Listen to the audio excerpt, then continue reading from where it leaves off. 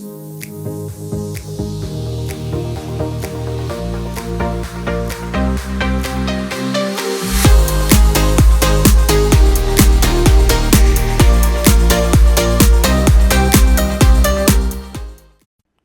to another edition of the CDG BizCast. I'm your host, Christian Gonzalez, co-owner of Creativity Design Group, a digital marketing firm in Houston, Texas. Joining us today is our wonderful BizCast consumer panel. Please welcome Dana and Justin. Artificial intelligence is becoming a very popular tool. As of 2023, we are seeing more and more businesses and corporations utilizing and partaking of the benefits of artificial intelligence, or AI for short. However, it's important to understand that too much artificial intelligence can destroy the overall customer experience. And when you destroy your customer's experience, then you're going to potentially start losing out on revenue, as they will be fleeing to other companies who have their customer service game down to pat, including how they utilize artificial intelligence. The purpose of this episode is to help you understand when too much AI will hinder your customer experience. Remember when to keep your human employees available and on hand, ready to serve. It's important to remember that AI should not replace human employees, but instead only aid in certain areas. Now, the first example I want to talk about would be Xfinity. I've been using Xfinity for many years. They are our internet provider here at CDG. They're also our TV and our phone provider for the landline at my house. However, I have noticed that whenever I try to call in, it can be very hard to talk to a human person. It's important to remember that when you have a virtual receptionist that understands complete sentences, needs to be able to understand them clearly and also offer an option to bypass it if it is not understanding the human person talking clearly. If not, then you can expect that customer to get frustrated and hang up. And I know that Xfinity is definitely guilty of this. I've called them many times when I need help for something. Their virtual receptionist bot does not understand complete sentences, even if you're speaking in plain English and you're not talking fast, you're talking slow, and it still tries to offer you options that you don't need. And to make things worse, they do not have an option to bypass the bot, go directly to a menu with options that you can choose by pushing the buttons on your phone. So Dana, you've told me that Xfinity frustrates you and that their AI is just downright terrible. Why don't you tell me more about your experience with them and how you think they can improve their overall customer experience when somebody calls them? Oh, goodness. Yes. First of all, good to see you again, Christian. Always a pleasure, and thank you for having me on the show again. Oh my gosh, Xfinity, where do I begin? Let me backtrack here by saying that my family, my parents, have been loyal Xfinity customers back since the days of dial-up. What people sometimes don't realize is Xfinity, back in dial-up days, used to be Errol's. Errol's turned into RCN, which became Patriot Media when they began to go with broadband. Broadband, Patriot Media, Pat Media became Comcast, which is now Xfinity. So, my parents have literally been with Xfinity from the get-go. I live in an apartment now by myself, and I've had Xfinity here. Back when I was living with some other people, I also was primary on the Xfinity account for internet purposes. They had at that point, they had Verizon Fios for their TV, home phone, and internet service, but we also had a connection for Xfinity. So, being that the Verizon was just too, I guess you can say, overused at that point and underpowerful, I brought up to the group, hey, why don't I start up another internet so we can have two? So this way we're not hogging the other internet provider. And they said, no problem. So we did some tests and found out Xfinity also takes at that place. Come to find out that after huge falling out happened and I ended up moving out with my stuff, Xfinity was still under my name. I changed my contact info, a lot of stuff I can't get into going on. However, I was still the name on that account at that location. So here I get a thing in the mail at my apartment where I have an active Xfinity internet account. I also have a Flexbox for streaming, and I have a camera as well in terms of security. So I got a letter in the mail in my mailbox from Xfinity. about a past due amount, and I'm like, what is this? So what I called them about it because I had a specific question on it. So this AI's sending me, like, hey, I can send you a text message with a link to a video to explain your bill. I'm like, that's not what I need. I had no way of getting to a representative. And when I had called back, and I immediately say representative, because when my dad always calls departments, he just say representative, and they go direct to customer service. I forgot which one specifically, but there are a lot of them that just, if you say representative, they'll get you to the generic customer service people. Xfinity wasn't like that. I tried to say representative, and it's like, well, we understand you want to speak to somebody, but let's get you to the right person. And then I'm like, billing department. And the AI's like, let me send you a text message to the number you have on file. And it's like, come on. So additionally, I was the name on that account over at my previous place of residence. It's like when I'd call, yeah, I get it. My current phone number is linked to this apartment, but that's not the place I'm talking about. So when they call, and Christian, I know you probably but having Xfinity, you probably can understand where I'm coming from. I have your address as whatever address you're at on that phone number. Is this what is this the account you're calling about? I'm like, no. And they try to pull up their other account. They actually couldn't find it in the system with the AI, but it's an active account. And it's just frustrating because I have a very specific question for the billing department. And the AI cannot get me to the billing department without offering me a very, very generalized answer. If I have a specific question, why would I need a generalized answer? It's just, no. Lo and behold, I end up getting somebody finally. But it was just a headache and a half to try to actually get somebody in the first place. Even when I was wanting to originally transfer the account to somebody else that lives there, because we were talking about it, it's like, hey, why don't I just transfer the account to you? But because of the massive falling out that we had, the paperwork that I had gotten about transferring the account information over to that particular person required my phone number on file.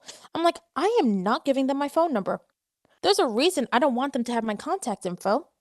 So why would I have to put down my contact info? Nobody was helping me with that either.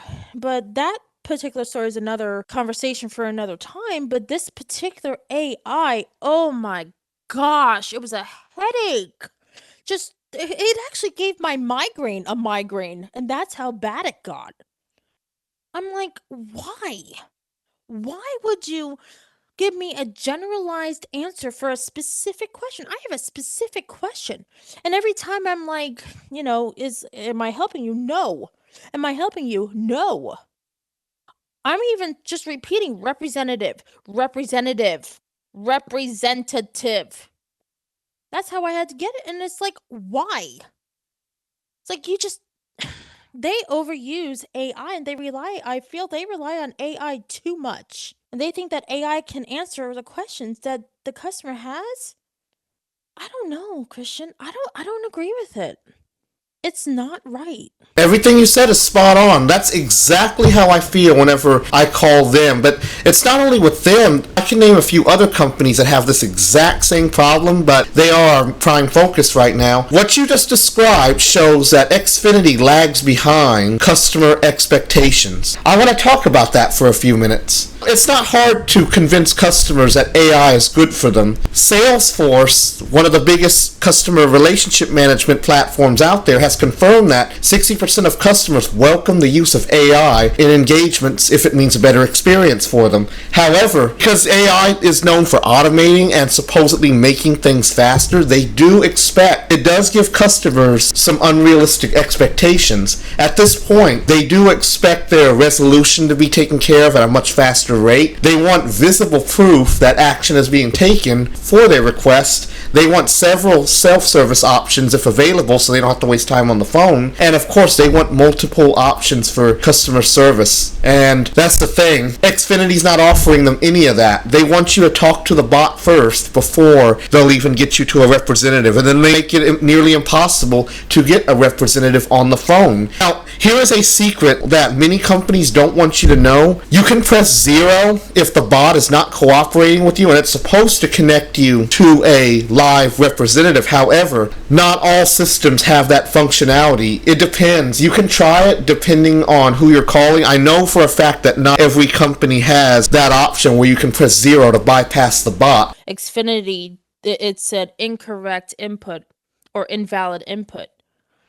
I couldn't even get anywhere by pressing 0 with Xfinity. That didn't work. That's because they don't want you to bypass. They really want to take as much work off of the human employees as possible and let the AI bot handle it. But again, the AI bots are not perfect, and being that they aren't human, they're certainly not going to be able to handle all the tasks that they expect them to take. I mean, it seems like that they have an unrealistic expectation for their AI bot to handle all this stuff. And we've talked about this in past BizCast episodes. We know that human interaction is certainly required on many different levels. There are always going to be problems that you have that the AI bot cannot handle that requires a representative to come in, to step in and talk. And it's important to remember that on the business side of things, staff should be prepared for bigger tasks. In fact, you could say that sometimes the staff and the management just feel that they have unrealistic expectations that AI can handle everything and that their staff needs to have minimum engagement with the customer. How are you going to hire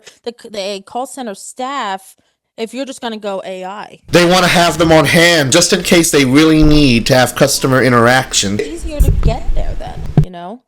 I agree. They need to make it easier for them to get there. They need to make sure that their staff is ready for bigger tasks that AI can't handle. My point being is that here's what AI should be able to do. It should be able to point customers to the best courses of action and product recommendations when necessary, but humans should be able to step in whenever necessary to help out for unique problems. Once you have staff that knows how to work flawlessly alongside AI, knowing that they need to be able to work together, once the staff knows that they have to work together alongside AI and not replace it, then you can see resolution times drop and employee burnout will also be avoided, and in the end everybody wins. All these points that I'm making right now are points that seem to be overlooked by many firms out there who are just relying too heavily on AI. And on top of that, they're spending all this money on AI. I want to say this too. Employee burnout. Let's shift focus for a second. We all know that many stores, such as Walmart, are slowly phasing out cashiers for self-checkout stands. You might see only a select number of lanes with actual human cashiers there now versus the rest of the store, which are self-checkout lanes. Why? I'll tell you why. They save money by not hiring cashiers that want to make more than the minimum wage, and on top of that,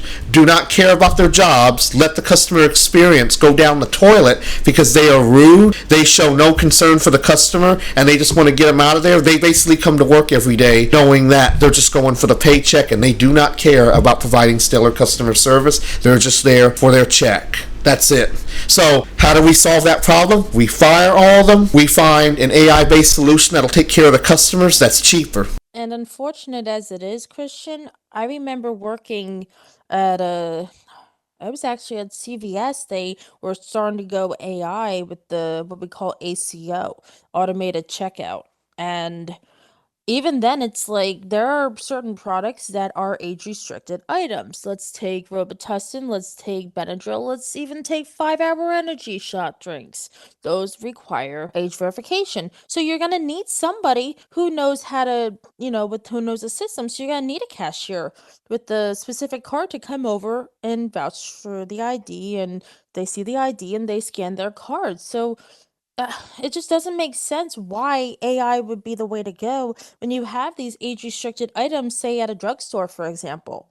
You need somebody with the knowledge of how to work the cash register system. And even then, if you have like an OTC card, for example, a card that your insurance gives you for over-the-counter health stuff. That, for example, I had an OTC card with that was preloaded by the insurance company I had at that point, and I would buy my Tylenol, Advil, my Advil Dual Action for I take for my neck. I buy that OTC. Band-Aids you'd get OTC. Heck, you could even get my face scrub with OTC card. I've gotten toothbrushes, toothpaste. I gotten mouthwash with OTC card. And you know what? It sucks because those ACOs I will tell you right now, at CVS, people think that, oh, you'll take credit or debit. Well, it does not take an OTC card. You actually have to go to the cashier if you want to use your OTC card. So why are we going away from cashiers if that's at this point the only way to have your OTC card run through the system? And it just doesn't make sense to me. When I was working there, even the manager was like, oh, I don't agree with it, but the district wants us to start to utilize ACOs more. And I'm like, but with OTC cards, and even if you have the OTC health solutions, like for example, OTC, by the way, over the counter. So OTC health solutions at CVS has to be done with a cashier. So I don't understand why we should go AI when this stuff cannot be done at all whatsoever on the ACOs. Right, right. Again, it falls back on the fact that, and I could have summed this up earlier, people are getting lazy, and these corporations are realizing that they're overlooking all this really important stuff. They're overlooking these really important points that you're making. They're just basically saying, let's just phase them out, save the money, and avoid the headache of paying extra for human cashiers. They also have it ingrained in their mind, most likely, that AI will speed everything up. Again, these people are the same people who believe that AI can 100% replace humans. And again, computers can only do so much. We still need humans for these things. We are once again talking about how human interaction is required for a special, unique situation. We've talked about it with Xfinity. Now we're talking about it with CVS. And yes, your store manager may not agree with this decision, but in the end, it all falls back on what the corporate office is mandating chain-wide. So sadly, what they say goes, even if you don't agree with it. As sad as it is, I mean, my store manager at that location, I mean, he could technically be constituted as a Gen X, a member of the Generation X, which I'm a millennial. I'll be honest. I was born 1990, so I'm a millennial. But I have the work ethic of either a baby boomer or Gen X. And there's a lot of people, even in the Gen Z, who's after the millennial generation, that is really hard workers. And that's what a lot of people don't understand is, yeah, the Generation Z, I get it. They tend to be a little lazier, but there are some exceptions to the rule. My cousin, for example, he may not be in the retail side of things, but he got into NYU. He was born in 2000. He's a Gen Z. My cousin was born in 2000. He got into NYU and he got into Tisch as a freshman. And that is almost impossible to do as a freshman. It's hard enough to get into Tisch as a sophomore, junior, or senior, but to get into Tisch as a freshman, he worked his butt off. So there are some exceptions to the rule. Every generation's gonna have their, stereotype. I get it. But if you have these hardworking individuals in that specific generation, say, for example, Gen Z. My cousins are some of them are Gen Z, and they are the most hardworking individuals I have ever met. So how are they supposed to get even a basic job? Even as a cashier, even just to get experience. If they can't even get a cashiering job because, oh, the company views Gen Zs as lazy, and these hardworking Gen Zers can't even get a job. Sadly, this is the path that we're heading down. AI is looking to dominate the several different industries, and it's just beginning right now. We're seeing AI grow larger as of 2023, but it's been around for a long time, and as much as I hate to say it, human jobs are probably not going to be as legion as they once were, so it may eventually get harder to find jobs cashiering or doing certain jobs like that, as they are going to be replaced by by much more sophisticated technology. If you can't get a job as a cashier, maybe the store can utilize you elsewhere, such as in the stockroom. I don't know, it's hard to say. What if you're not able to physically? And see, for me, I started working in 2011. I was 20 at that point. My birthday's in September. I'm now 32. I don't have a college degree that would give me a better job. I'm not geared to go to college like that. Yeah, I have a massage therapy license that I froze, but for the most part, I'm actually content doing cashier jobs. And if AI is going to be the way to go, there's not going to be any jobs out there for people like me who can't go to school. It's not that I don't want to go to school, it's just I'm not able to sit in a classroom setting because I can't help it. I have learning disabilities. I have ADD, ADHD, so my attention is mostly focused elsewhere. I'm also a hands on learner. So I can't utilize school the way other people expect somebody like me to utilize school. I just can't do it. Cashiering is where I excel. I remember when I was working at ShopRite, they put me in grocery. I never once vouched to be transferred to grocery. I excelled as a cashier. And what will happen to people with a similar mindset to me if we're going all AI? Like, I don't understand. What's the point? All these corporate big shots are basically just generalizing, you could say. They are saying AI will make things faster, we don't care about the long-term effects, and we're just going to go ahead and do it and fire all those lazy cashiers. I'm going to be honest with you, in the eyes of corporate, they view all of their cashiers and lower-level employees as serfs. As much as I hate to say that, that's exactly how it is. If you're not a corporate executive, they view you as a serf, as a number, as a nobody. I know that AI can be helpful in some instances if you just need certain things automated.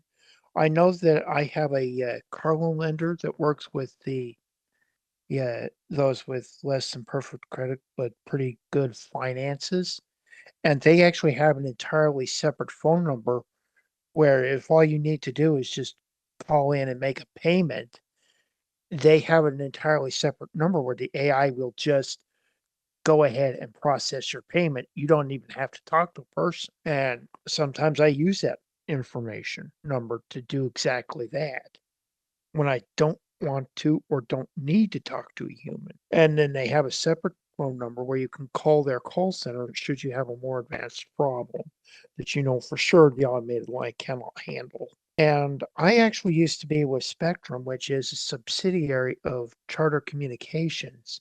And I actually switched from Spectrum because their service was at best unreliable. And I got tired of having to call customer service 2 or 3 times a week to resolve the exact same issue with my connectivity on my internet. With T-Mobile, the only time that goes down, my phone also isn't working because my mobile service is with T-Mobile, and their service so far has been much more reliable. And T-Mobile prefers to only use AI to do things like process your card payment if you decide to pay before your auto draft shows up, or if you have a problem you know for sure the AI can do. And with Spectrum, the reason that I gave them up as my provider, even though my entire association I live in is with them in my gated community, that's a whole other ballgame I won't get into. But that's I actually had to call tech support from or my landline, who had to call their tech support, who then had to put my tech support on hold because they were the tech support that I could reach had to call their tech support, and that tech support had to put them on hold while they reached out to their tech support to resolve the issue on my equipment. And this was becoming a weekly thing. And I got so fed up with it that I switched providers. Because after about 60 hours on hold, I decided, forget it. I'm not dealing with this anymore. That's why I switched providers. Yeah, and that 60 hours, by the way, was in 3 or 4 weeks. That was in less than a month that I had to spend all that time on hold with tech support to fix issues with my landline and internet with Spectrum.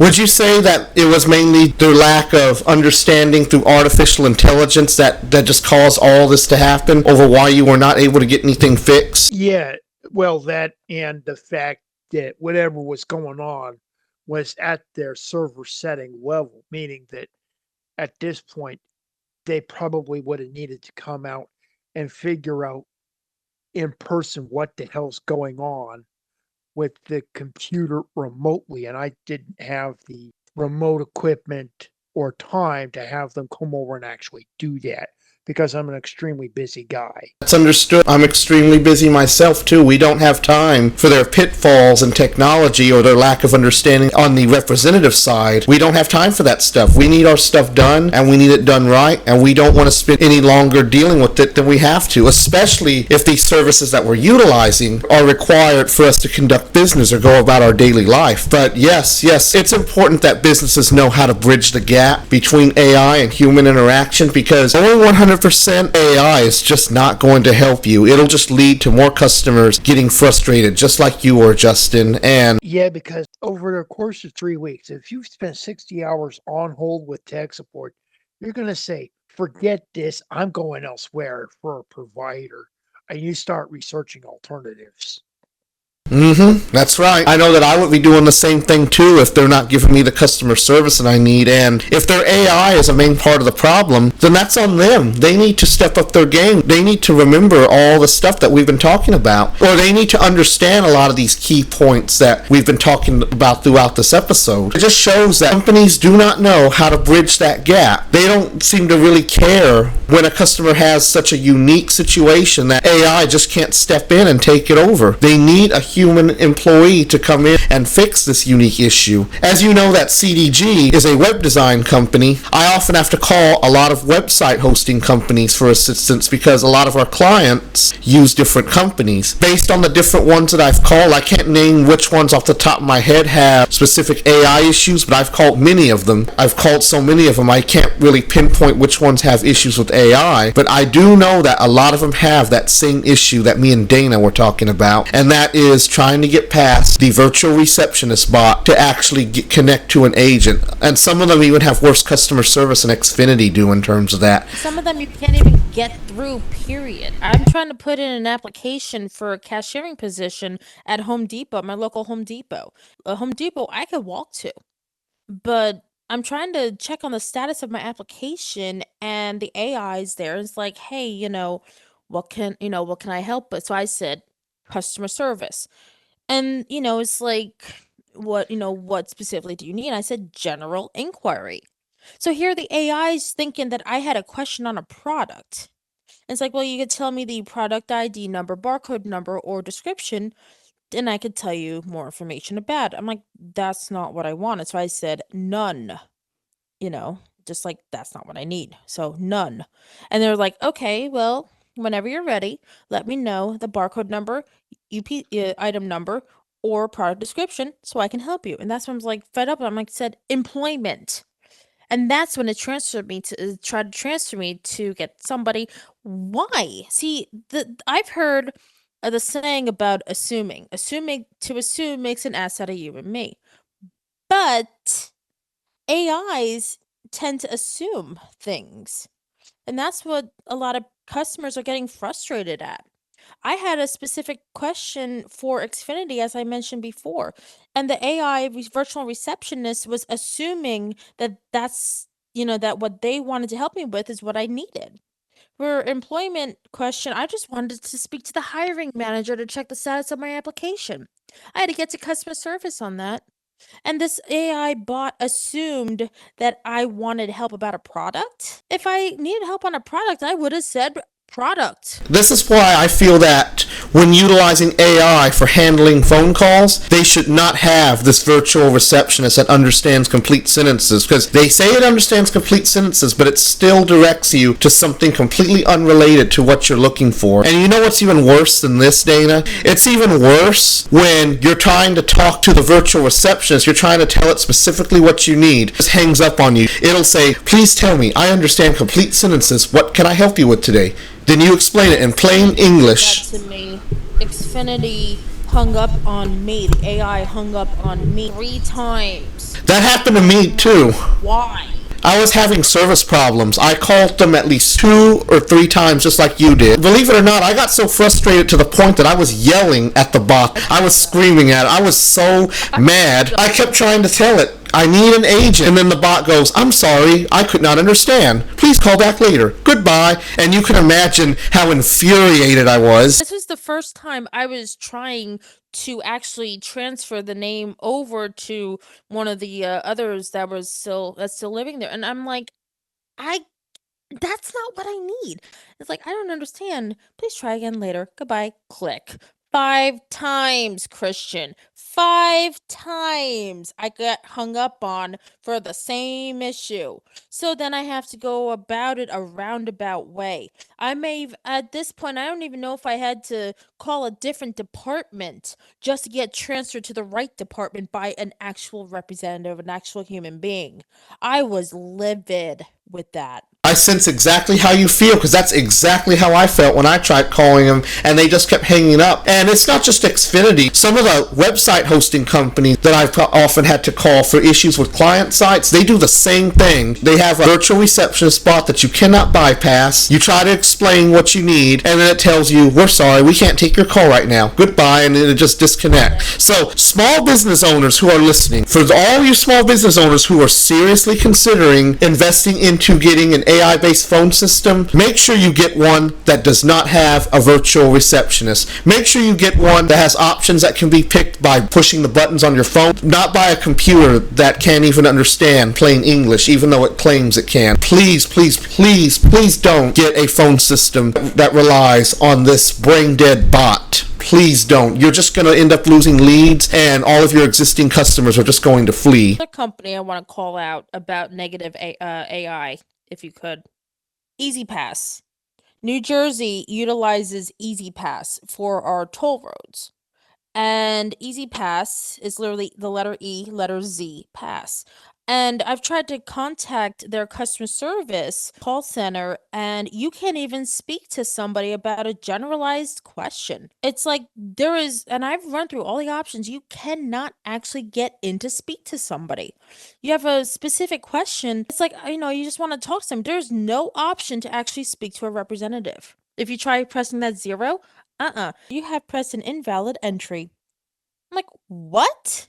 You can't even, there's no even press 0 to speak to anybody. You can't even do that. You have to go in around. I'm like, you know what? I just hung up. No, I can't do it. It's like they don't even care. That's how it is. They don't care. I've had that happen before also with the virtual receptionist bot, which is even worse, where you try to explain what you need and then the bot goes, I didn't understand, or that was an invalid entry, and instead of giving you an alternative, they just disconnect the call together, just like with Xfinity. It's just horrible. The whole reason why I'm doing this episode right now is because I want small business owners to learn what not to do if they're going to be utilizing AI within their phone system. A lot of small businesses and large corporations are also utilizing AI within their websites. They have chatbots that can understand consumers' needs. If customers have a certain question, the bot will be able to answer it. That is an example of AI actually helping a customer rather than giving them a hard time, rather than ruining the overall customer experience for them. This chat can also be problematic too. Sometimes it can be just as bad as the phone bot, where it doesn't understand anything you're saying and it won't connect you to a chat representative. Amazon, yes. Amazon's one of the better ones at that. I had an issue. I was trying to change my phone number over, but I had 2FA enabled, and I actually had to go into the chat itself, in the chat bot on the website on my computer, and it pretty much, they asked me what the phone number was, and they said that within 15 minutes, you're going to receive a phone call from Amazon. Please pick it up. And lo and behold, they actually called within that 15 minutes. And it was actually helpful, because at that point I was able to get into my account and change over the 2FA. What they needed to do was deactivate the 2FA on their end. They were very helpful with that. And all I did was go through the chatbot itself, and I plugged in the correct phone number, and they called me because of the inquiry in the chatbot. In my opinion, that's utilizing AI and chatbot respectfully and appropriately. And that's how it should be done, just like that. A company that I like the AI of is actually Apple Corporation, because I had a problem with an Apple device a couple of years ago, and I'd run through the automated diagnostics and it told me to call the customer service line because it was under warranty. And so I called and gave a description of the problem following a couple of prompts, and it said, okay, do I have your permission to run a remote diagnostic to see what's going on? So I gave it the permission, installed the correct thing, let it do its thing. And it said, we're going to go ahead and set up an appointment for you to talk to a specialist. I can't fix this, but we know somebody who can do further testing because I can't find what's wrong. You need to talk to a human being. Don't they also say, Justin, that it's okay to interrupt me? Yeah, the Apple AI actually wants you to interrupt it. It's not understanding you. It says, I do understand complete sentences, but I want you to interrupt me or cut me off in mid sentence if I'm getting it wrong. And I had an issue with Shutterfly. One of my packages literally went MIA in the UPS Mail Innovations transfer hub here in New Jersey, and it was just stuck there forever. And I had to call them, and I called them, and the AI bot, once you pick up, it says, thank you for calling Shutterfly. I understand, complete sentences. Speak to me like you would a normal, speak to me like you would a human being. What can I help you with? So I told them, my package is lost in the mail. Okay, tracking. Let me get you to somebody who can help. Immediately transfer me over to somebody within the tracking section who was able. This is literally what I needed. I needed somebody with tracking who was able to find my package. Well, they couldn't find it. They ended up expediting at no cost to me a new one. Zero down for me at all. And I love that. Because every time I have an issue with the Shutterfly anything, say I couldn't even log in at one point, speak to me like you would a human being. What's going on? What can I help with? I can't log in. Okay, account information. Let me get you to somebody who can help. Immediately, without going through 50 bajillion prompts or voice prompts or whatever. They take what you say, they take out the basis of what you need. For example, with my issue with the lost package, they noticed I needed tracking information, help with that, so they transferred me to tracking area, and actually I got to speak to a live person right away. And I love that about Shutterfly. It's literally, they get the general gist of what you need based on what you're telling them. And I've never once had an issue with it getting wrong. I mean, I'm sure there's some people out there who might have it wrong. I don't know who the AI might get it wrong. I don't know. It could happen. But for me, it's never once happened where the AI got it wrong. Shutterfly? Never. One thing I wanted to mention also is that you mentioned prompts. Too many companies have too many button prompts. You know what I mean? Too many companies overdo it when it comes to push 5 for this, push 7 for that, and then it feels like you're just pushing buttons endlessly until you actually get to somebody. And that's almost just as bad as having a virtual receptionist bot that can't understand complete sentences. All that, but he's pushing my buttons. One thing I like about my local Lowe's is that unlike Home Depot, they don't use a whole lot of AI in their phone tree. They just have prompts, and if you need to talk to a department but you don't know which one, they'll actually list it out for you, and you just press the button you need. When you hear the specific one you need, you press the button, it transfers you to that specific department. And when I was without working at having to- Kohl's, when you call Kohl's, the 800 customer service number, say you need like something with the Kohl's charge, for example, they'll list out the most general questions, the most commonly gotten questions about it. And then they'll say, or just say other, or you press whatever for if it's not listed, press whatever for other for more options. Yeah, things like press whatever for more options. And then they list a whole nother page 2, for example. And then if it's still not listed, you press, whatever for more options. And at that point, they'll connect you to somebody. So they'll actually, they'll give you the prompt list, but they'll actually give you like a page 2. And if it's still not there, or if it's more specific, they'll actually connect you to somebody. I like that about Kohl's specifically. And I've had issues with my Kohl's charge before. If I can't get it on that list, or if that's not what I need, If I have a more specific question, I'll just run through page 1, page 2, and then just get transferred to somebody. That's how it should be done, just like that. These examples that you guys gave are how it should be done. It's more streamlined. There's not as much frustration. There's not as much required to do on the customer side. The AI bot actually knows what to do. The phone system is programmed to ensure that the customer gets from point A to point B without any extra steps or any unnecessary and frustrating actions that they don't want to take. So we've already talked about what not to do. Now we're talking about how it should be done. The quicker it is to get your customer to an agent or to get their problem resolved, the better it is for the customer experience. So, like you said earlier, Justin, about how if you need to make a payment by phone where you don't have to talk to somebody, that's good because all they have to do is call in, push maybe a few buttons, tell them they want to make a payment. It'll ask if you want to authorize it, and then bam, you're done. And it should only take less than 5 minutes or so. Talking to CVS 800 number on this, and I had to switch out the payments and whatnot on my account, my default payment.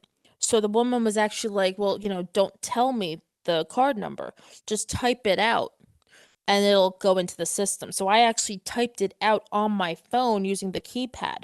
And being I was able to do that on my phone while talking to her, it was able, I guess what she did was she connected the phone call to her computer. So when I typed it out on my phone, and I even typed that expiration date, I even typed out my CVV number.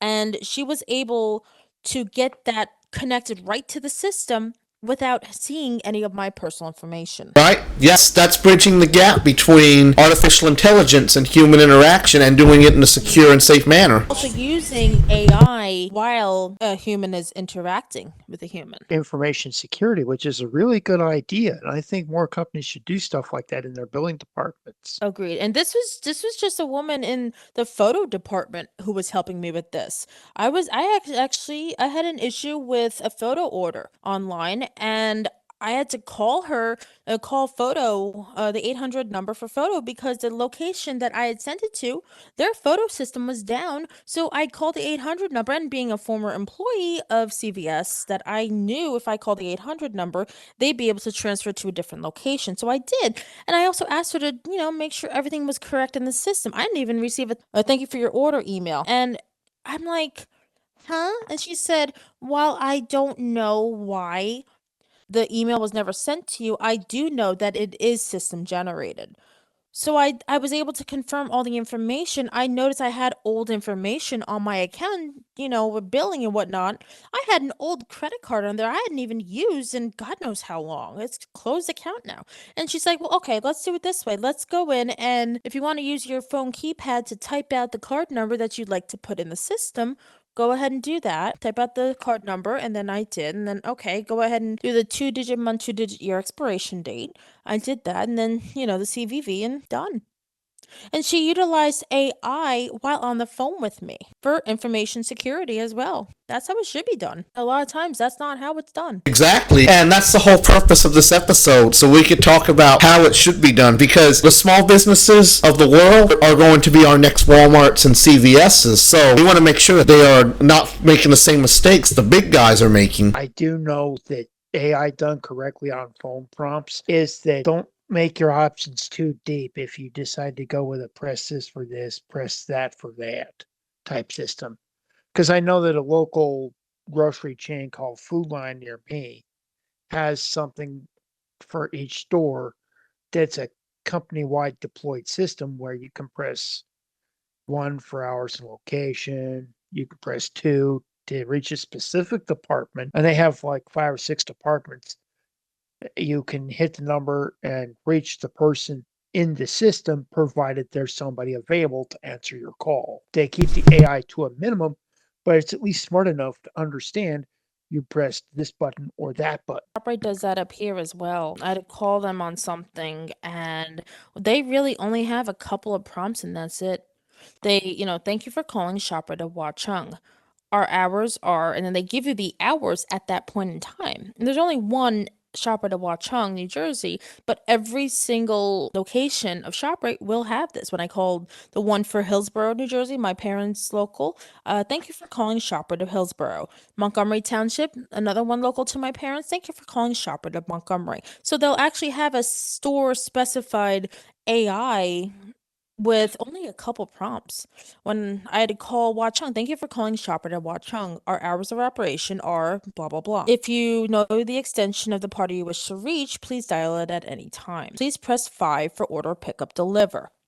Press 0 for guest services. That's how it should be done. Like I said earlier, I don't like it when you have to keep pushing endless buttons just to get to your destination. That's almost as bad as having a virtual receptionist bot that does not understand plain English like it claims it does. I still think that these bots that you have to talk to who can't understand a thing are far worse than that. Give me the endless button pushing any day over this brain dead bot, I tell you. But it's just important to make sure you have everything streamlined. And that not only applies to your phone system, but also if you're utilizing chatbots within your website, because the chatbots do get this problem occasionally too. You want a chatbot that can easily answer your questions, provide you self-help articles if needed, but it should also be able to connect you to a live customer service representative through the chat should none of the self-help they offer be of any use to the customer, if it doesn't solve their problems, that is. I'm going to end the show with this final statement. Small businesses, you are the future of America. You are the future of the world. Your companies are going to be the ones that will be overtaking all these big names that we're mentioning right now. Your companies will be bigger than them one day if you play your cards right. Don't make the same mistakes they are making. Make sure your customer experience is a stellar one and it is not ruined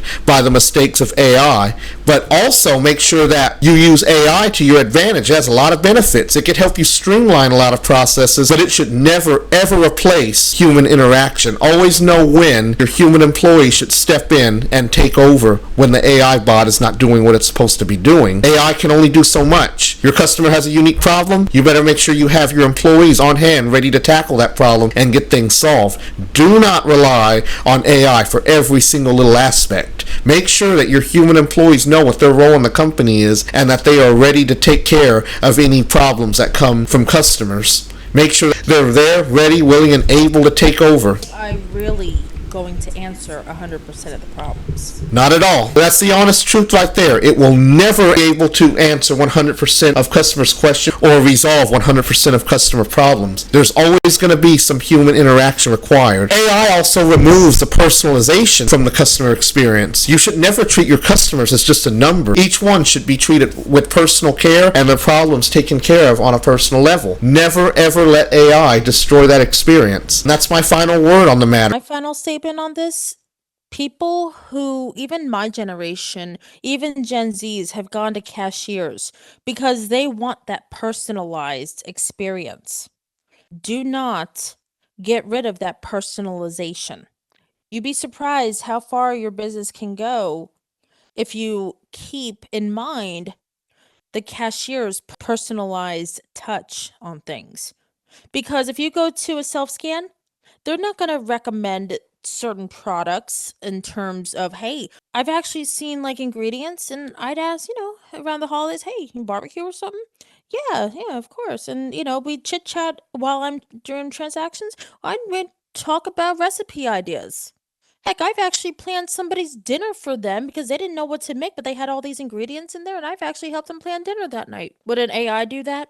Probably not. Absolutely not. No, not at all. So you got to think, small business owners, are you trying to replace that personalized touch that a human will give you? That's the question that I want to end the show with. I want business owners to think about that, and I want them to think about that very carefully before they start investing all this money into all these expensive AI platforms. Small business owners and you big names as well. AI can be good for certain things, but please make sure you've got a customer service agent available to take over, because there are certain situations where the AI is not going to be able to handle what's going on.